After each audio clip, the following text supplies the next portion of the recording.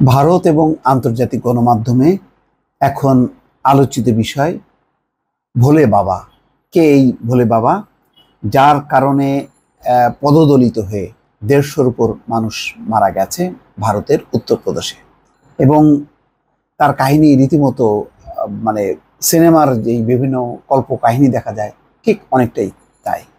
কি পরিমাণ মানুষ অন্ধ এবং ধর্মীয় গোঁড়ামি কাজ করে, যার জন্য অকাতরে মানুষ জীবন বিলিয়ে দিল, লক্ষ লক্ষ মানুষ ভিড় করলো এবং তারপরে এখন ভোলে বাবা নাই, কোথায় আছে কেউ বুঝতে পারছে না।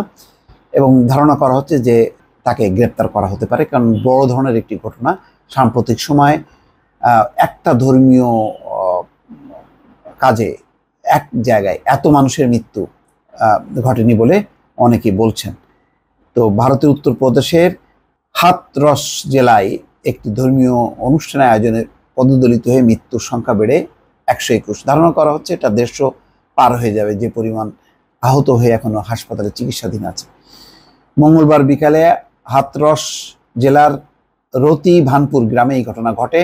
ধর্মীয় আয়োজনটি করেছিলেন ভোলে বাবা নামে পরিচিত এক ধর্মগুরু। তার অনুসারীরাই ওই আয়োজনে গিয়েছিলেন। ঘটনার পর থেকে ভোলে বাবার খোঁজ পাওয়া যাচ্ছে না। তবে এক আয়োজনে পদদলিত হয়ে এত মানুষ কিভাবে মারা গেল সেই প্রশ্ন উঠেছে। উত্তরপ্রদেশের মুখ্য সচিব মনোজ কুমার সিং বলেন, পদদলিত হয়ে মৃত্যুর ঘটনার পেছনে বড় একটি কারণ অধিক ভিড়। প্রচণ্ড ভিড়ের মধ্যে অনেকেই ভোলে বাবার গাড়ির পিছনে দৌড়াচ্ছিলেন।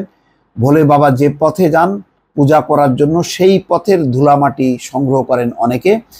এসব কারণে একের পর এক মানুষ পড়ে গিয়ে পদদলিত হন, অর্থাৎ গাড়ি চলছে তার পিছন পিছন ছুটছে, যারা পড়ে যাচ্ছে পিছন থেকে অনেকে পিষ্ট হয়ে যাচ্ছে, পায়ের নিচে পড়ে সে মারা যাচ্ছে।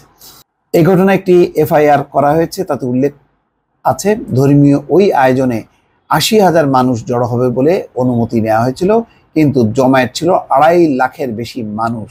চিন্তা করেন, প্রচণ্ড ভিড়ের কারণে মানুষ এক পর্যায়ে সেখানকার মাঠে ঢোকার চেষ্টা করেন। ওই সময় ভোলে বাবার ব্যক্তিগত নিরাপত্তা কর্মীরা বাধা দেন। এতে মানুষের চাপ আরও বেড়ে যায়। ধাক্কাধাক্কিতে অনেকে মাটিতে লুটিয়ে পড়েন, পদদলিত হন, এমনটা বলা আছে এফআইআরে। প্রত্যক্ষদর্শী শকুন্তলা দেবী বলেন, ধর্মীয় আয়োজন শেষ হওয়ার পরপর একসঙ্গে অনেক মানুষ বের হয়ে আসছিলেন। রাস্তায় বেরিয়েই প্রচণ্ড ভিড়ের মধ্যে পড়ে পদদলিত হয় মানুষ। সুরেশ নামের একজন প্রত্যক্ষদর্শী বলছেন, পরিবারের সদস্যের সঙ্গে তিনি এসেছিলেন, এখন তিনি তার ভাইকে খুঁজে পাচ্ছেন না। আচ্ছা, তারপরে এখন পরিচয়টা বের হয়ে আসছে যে ছিলেন পুলিশে এই ভোলে বাবা, দাবি গোয়েন্দায় থাকার, এখন তিনি ভোলে বাবা। তিনি গোয়েন্দা শাখায় ছিলেন, এখন তিনি ভোলে বাবা। ধর্মগুরু নারায়ণ সাকর হরি ভোলে বাবা নামে পরিচিত তিনি। ভারতের উত্তরপ্রদেশের হাথরস জেলায় ধর্মীয় আয়োজনটি করেছিলেন ভোলে বাবা নামে পরিচিত এক ব্যক্তি। তার অনুসারীরাই ওই ধর্মীয় আয়োজনে গিয়েছিলেন। পরে হুড়োহুড়িতে পদদলিত হয়ে প্রাণ হারান 121 জন বলা হচ্ছে, এখন 150 পার হয়ে যেতে পারে বলে অনেকে বলছেন। আচ্ছা, রতি ভানপুর গ্রামে এই ঘটনার পর থেকে ভোলে বাবার খোঁজ পাওয়া যাচ্ছে না, তাকে খুঁজছে উত্তরপ্রদেশের পুলিশ। ভোলে বাবার নাম নারায়ণ সাকর হরি। তিনি সাকর বিশ্ব হরি বা ভোলে বাবা নামে পরিচিত।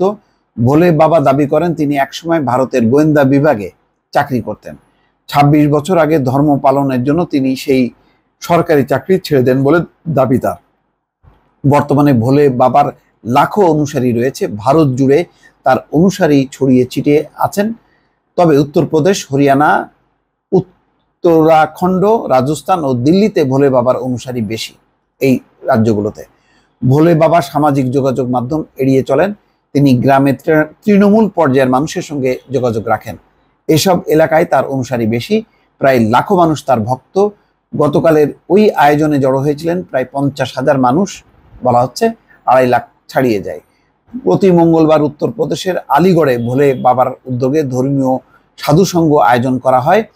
হাজারো মানুষ তাতে অংশ নেন। এসব আয়োজনে স্বেচ্ছাসেবকরা থাকেন, তারা ভোলে বাবার অনুসারীদের খাবার ও পানি বিতরণ তদারক করেন, শৃঙ্খলা রক্ষার কাজ করেন।